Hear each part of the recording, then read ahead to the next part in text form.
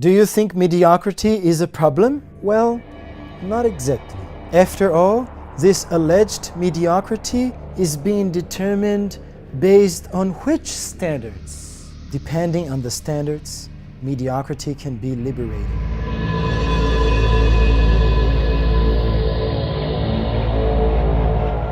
I'm Cavalher. M.Cristina_Botelho asked me on the tag @Cavalher on Instagram. Do you consider mediocrity better than ignorance? This question is so deep that I am going to answer in 2 videos. Today, I'll talk about mediocrity. Pay attention to the video on ignorance.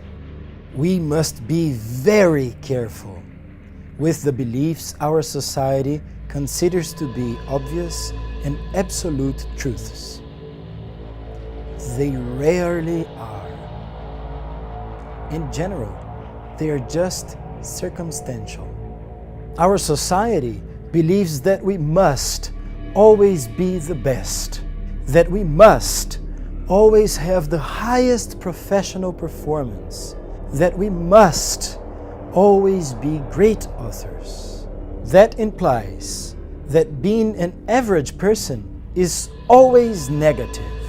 This reality has become really oppressive. But this culture is intimately related with the capitalistic morals that measures people according to the jobs they have, to the money they make, and the titles they display. That's why people often ask us, right after we have introduced ourselves, "What do you do for a living?" This capitalist statement is emphasized by the restrictions to products, services, better quality of life, and even to culture, which our society imposes over those who don't have enough money. People are forced to value work and money over everything else, even if this is not their nature.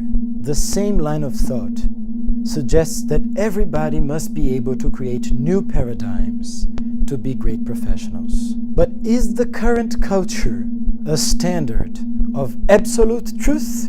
Do I have to be a CEO, make astronomical amounts of money, and create the relativity theory in my leisure time in order to be a human being? Mediocrity means to have a moderate ability or value. What's the problem with that? Do I really need to always be the best in everything? First of all, in a culture based on appearances, cinema, the TV, marketing, and social media make you believe everybody is successful, rich, famous, and creative, except you. Despite that, most people have pretty ordinary jobs, wages, routines, and are entirely unknown. Most people don't even have a good job, a decent income, or a chance to live new experiences.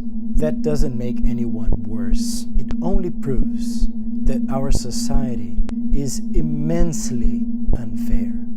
But the problem is worse. Our society is immensely moralistic. Moralism is to say that some things are right and other things are wrong. By silently considering that being a CEO, having a high income, or being famous is a right thing, our society is being moralistic. Morals make people who are not CEOs, don't have high incomes or fame, seem wrong or worse. This is one reason why the levels of frustration, depression, withdrawal, and suicide have skyrocketed in our society.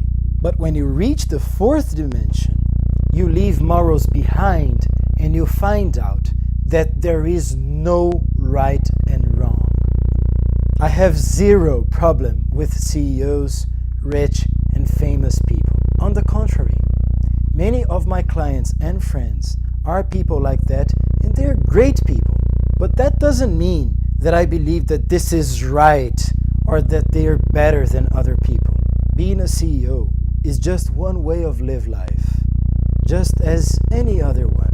Being a CEO is as right as having a family, as being an artist, a physician, a surfer, or picking mushrooms.